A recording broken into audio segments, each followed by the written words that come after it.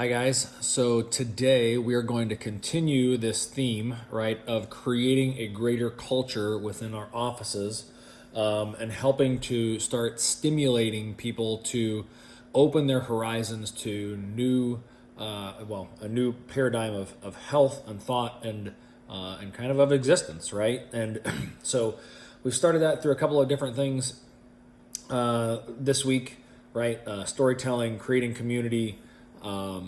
And now today, I want to focus on what's called, kind of formally known as the Socratic Method. Okay, the Socratic Method simply means asking questions to lead someone to discover something for themselves. Okay, so just like I kind of poorly talked about on Tuesday, right? Just simply telling someone a list of facts has no value to that person, right? Someone has to discover things for themselves, right? It's kind of why, right, why we ask the docs to record some of their interactions, right? If they do a new patient or do a report or something like that, so that they can reflect on it and hear themselves, so that they can discover for themselves that they really don't sound as great as what they think they do, right? And that things need to be addressed. So just like that, we have to bring the patients to discovering these new paradigms and thought processes on their own. And that only happens by us asking them questions, and asking them in a non-threatening and non-confrontational way, okay? And so I'll go back to kind of what Dr. Aaron talked about the other day about how he was frustrated when he asked people, what is health? And they said, well, being healthy is feeling good, right? So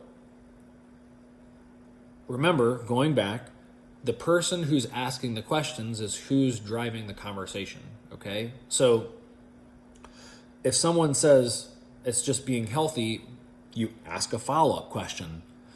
Well, what would your medical doctor, if you were to go to your primary care doctor and you said, I'm healthy, I want to know what you can do to make me healthier, what would they do? And the person's likely going to be confused, right?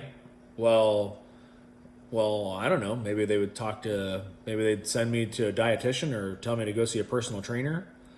You're right, they probably would.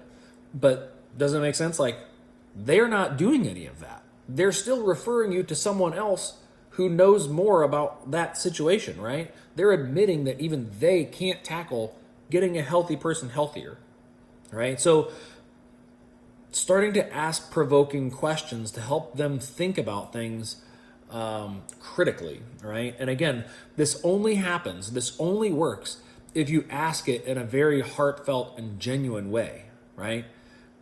If you ask that in a confrontational way and you come off sounding like a smartass, that's all you're going to be to them, right? And in fact, it will probably hurt your chances of changing their mind, because then they're just going to be like oppositionally defiant toward you, right? At least in that moment, and may even sacrifice your greater relationship just because they think you're a know-it-all asshole, right?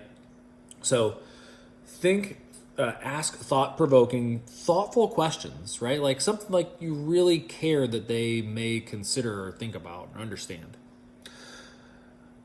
So that's your task for today, okay? But I don't want to save this point for tomorrow. This is important that we do this before the week is out. I want you to remember that even though yesterday we introduced people, and the day before that we told stories, and the day before that we were lovey-dovey and heartfelt with people,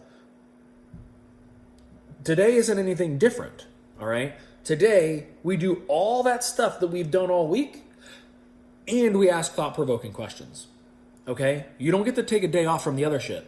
This is absolutely the lowest hanging fruit that is the bare minimum of what we should be achieving every single day in our offices, okay?